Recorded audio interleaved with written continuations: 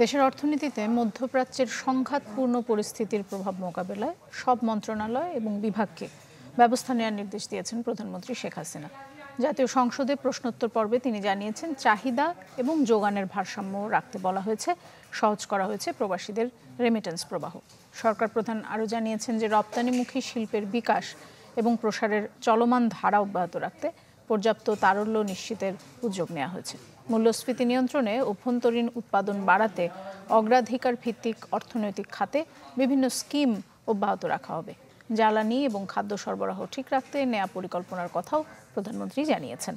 আরেক প্রশ্নের উত্তরে শেখ হাসিনা বলেছেন যে ড্রাইভিং লাইসেন্স যদি না থাকে তাহলে গাড়ি চালানো আত্মঘাতী। এ ব্যাপারে সবাইকে সচেতন হওয়ার তাগিদ দেন প্রধানমন্ত্রী।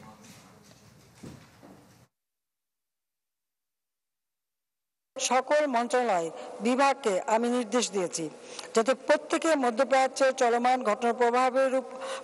ঘটনা প্রবাহের উপর নজর রাখে এবং এ বিষয়ে নিজ নিজ করণীয় নির্ধারণ করে।